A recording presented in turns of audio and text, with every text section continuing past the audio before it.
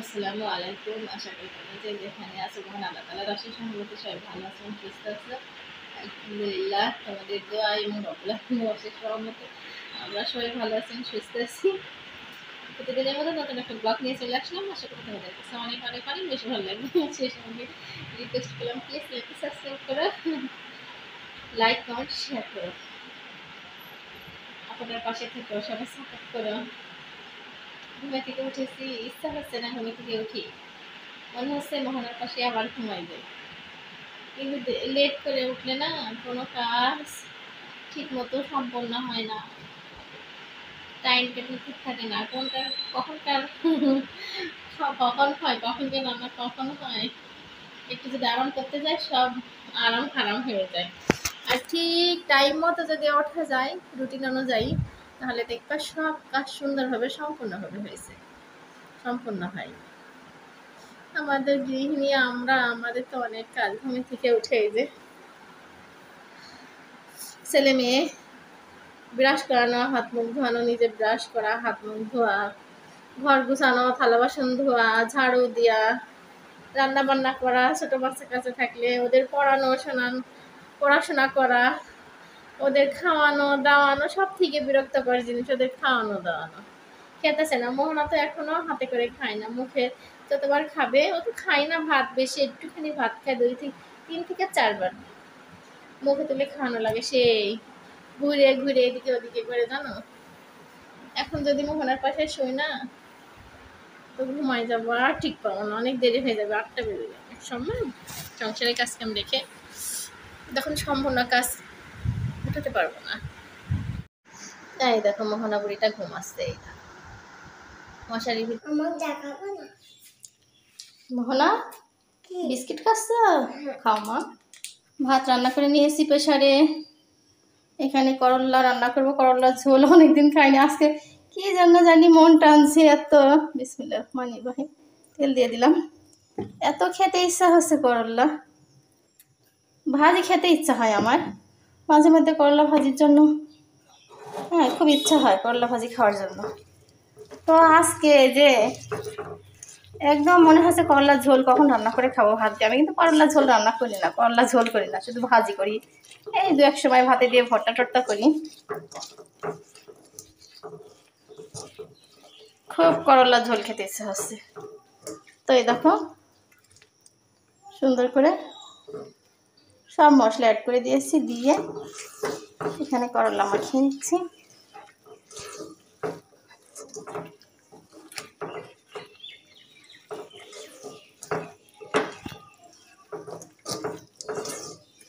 মাখানো কমপ্লিট। দেখো পরিমাণ মতো পানি দিয়ে দিলাম।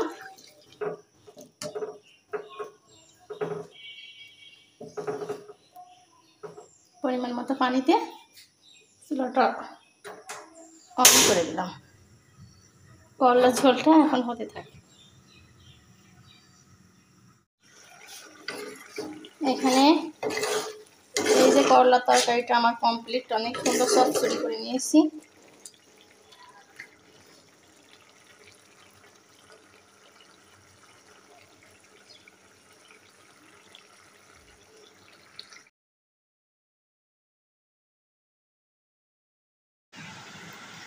তো এখানে এই দেখো মাছ নিয়ে আসছে মোহনার বাবা, নদীর মাছ। তো এটা আমি নাম কি জানি না, জিজ্ঞেস করছি ঘাড় মাছ না কি, বলছে জিটি মাছ। আর ডিমওয়ালা সুন্দর চিংড়ি নিয়ে আসছে। আর হচ্ছে এটা এই যে পিউলি মাছ। আমি ওর বাবাকে জিজ্ঞেস করছি কোনটার কোন নাম। এটা বাইলি, বলছে এটা বাইলি, বাইলি রান্না করলে হয় 3 পাইলি।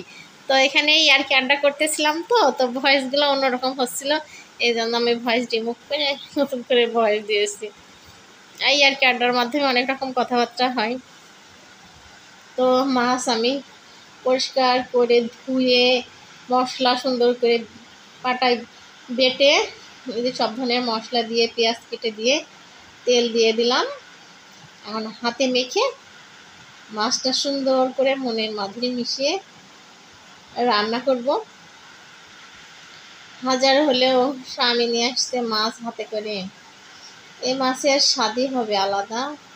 একটু মাছের কদরই আলাদা, বুঝছো? আমি যদি নিয়ে আসতাম বাজার থেকে কিংবা বাসার পর থেকে কিনতাম, তাহলে এত কদর হতো না। দেখো, মেয়ে মানুষ এমন একটা মানুষ, আমি যদি একটুখানি এটা সুতার ডোরও নিয়ে আসে, বুঝছো, মনের কাছে অনেক ভালো লাগে, কি যে ভালো লাগে আর কি যে আনন্দ লাগে। মনে হয় 2 টাকার জিনিসও আনলে মনে হয় কি আমি মনে হয় আসমানের চাঁদ হাতে পাইছি। সামান্য দেখো 150-200 টাকার জিনিসও যদি হাতে করে নিয়ে আসে, 20 টাকার জিনিসও যদি নিয়ে আসে, যদি একটা গিফট দেয়, মনের কাছে অনেক ভালো লাগে, অনেক আনন্দ লাগে। হ্যাঁ, আসলে আল্লাহ যে কি সৃষ্টি করে দিছে বিধাতা। তো মাছের তরকারিটা রান্না করে রেখে দিয়েছি। এখন হচ্ছে যে ডাউল রান্না করে নিচ্ছি। এখানে কড়ার উপরে পেঁয়াজ রসুন ভেজে নিলাম, আর কিছু ছেড়ে ডাউলটা তেলে দিচ্ছি। তো হচ্ছে ডাউলে মনে হচ্ছে একটু হলুদ বেশি হয়েছে। মসুরের আর হচ্ছে মটরের হচ্ছে ডাউল, এই ডাউলটাও মোহনার বাবা খুব পছন্দ করে। আর কালি হচ্ছে মটরের ডাউলও মোহনার বাবা খুব পছন্দ করে। অল্প করে রান্না করলাম, মানুষ কম তো, মানুষ বেশি হলে বেশি রান্না করা যায়, তাও এই ডাউল যে কতদিন থাকবে তার ঠিক নেই। তো ডাউলটা রান্না করে আমি গামলায় ঢেলে নিয়েছি, মোহনার বাবাকে খাবার দিতে হবে। এক এক করে বেড়ে নিচ্ছি। আর র্যাকের ভিতরে এই যে ভাত বেড়ে রেখেছি, গামলায় ভাত আগে রান্না করে নিয়েছিলাম। আর এই যে মাছের তরকারিটা সব কিছু র্যাকের ভিতরে রেখে দিয়েছি, সরপোষ দিয়ে ঢেকে রাখছিলাম। সরপোষ উঠাই তোমাদের সঙ্গে শেয়ার করছি। আর এখানে এই যে উস্তা ঝোল করছিলাম, তো এই যে র্যাকের ভিতর থেকে এক এক করে নামিয়ে নিচে রাখলাম। ওর বাবা বসে আছে কাটের পরে, নিয়ে গিয়ে খেতে দিব, তাই এখান থেকে তোমাদের সঙ্গে সবকিছু শেয়ার করে দিচ্ছি। ভাত, মাছের তরকারি, করল্লা, এদিকে ডাউল।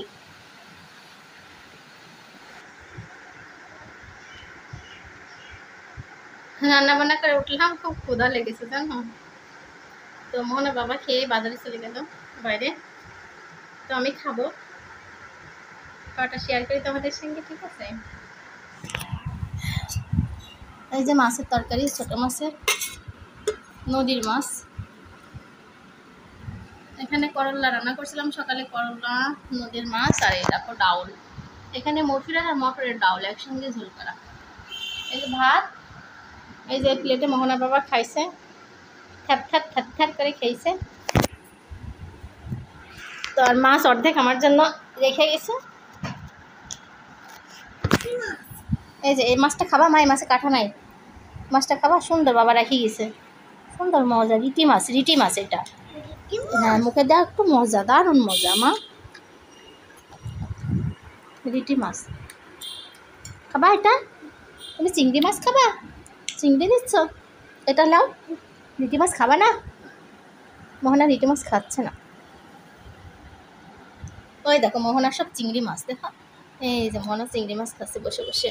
আমার রাজকন্যাতে চিংড়ি মাছ খাই। ভাত নিয়ে নি।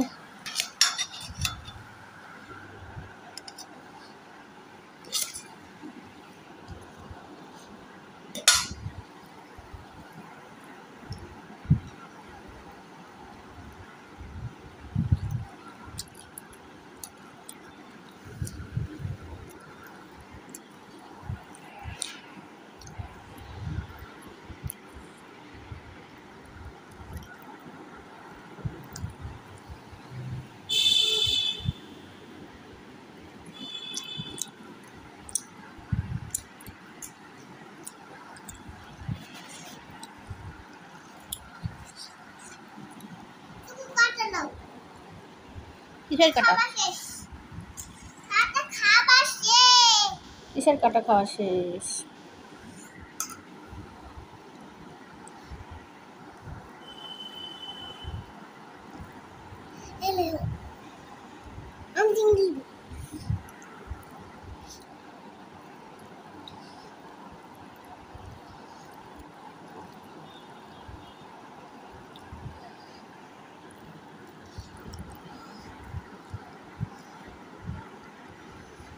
সে স্বাদ, অনেক টেস্ট হয়েছে মাশাল্লাহ।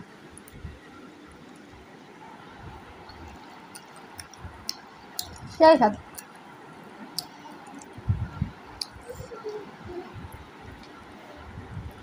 অনেক মজা। এটা বেলের মাছ বাইরে। হুম, খাও।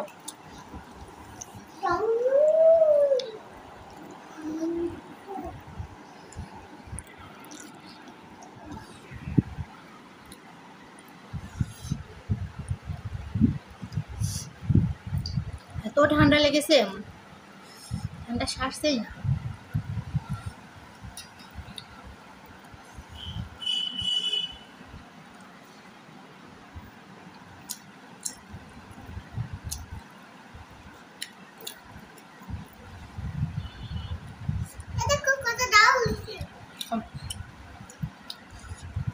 অনেক মজা, অনেক টেস্ট। তারপরে সবগুলো মজা হয়েছে, ডাউলও মজা হয়েছে, করলাটা সকালে রান্না করছিলাম ওটা মজা হয়েছে। করলাটা আগে রান্না করেছি, তারপরে ওর বাবা আবার এগুলো নিয়ে আসলো, তারপরে এগুলো রান্না হলো। রিটি মাছটা না পাইছি খেতে, ভিতরে লবণ ঝাল ঢুকেনি, ট্রেনে মোহনা বাবা খায়নি।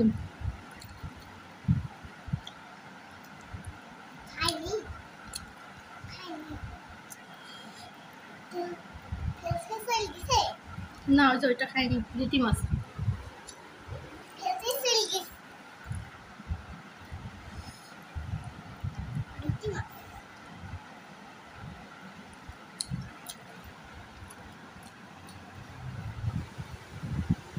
খাওয়া দাওয়া কমপ্লিট করলাম।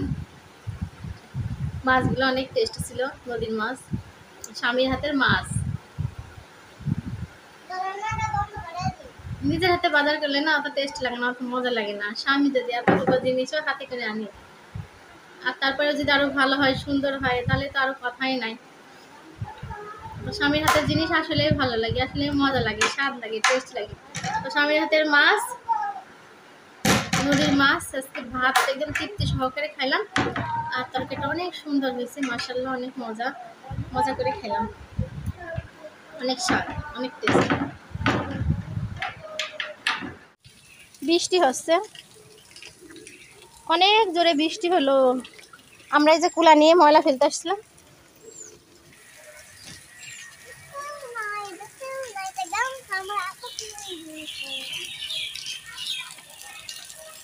তো এই যে মোহনা গামছা মাথা দিয়ে আসছে, বৃষ্টি হচ্ছে এখনো, ঝিরি ঝিরি বৃষ্টি হচ্ছে, চারিদিকে বৃষ্টি পানি পড়ছে, বৃষ্টি পানি পড়ছে, দেখো কি জোরে।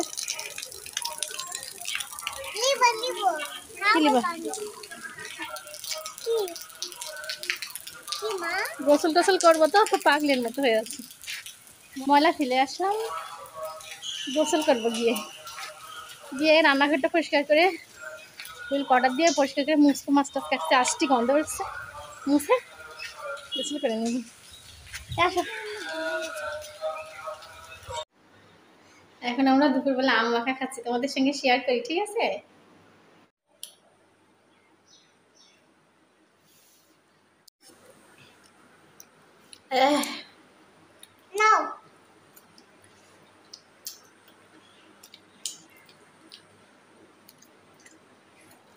সেই টেস্ট, সেই মজা, টক।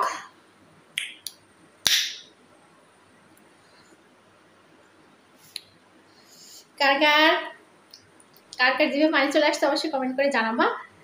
আর আম মাখা এই প্রচণ্ড গরমে, কড়া রোদ্রে কার কার খেতে ভালো লাগে অবশ্যই আপনাকে কমেন্ট করবা।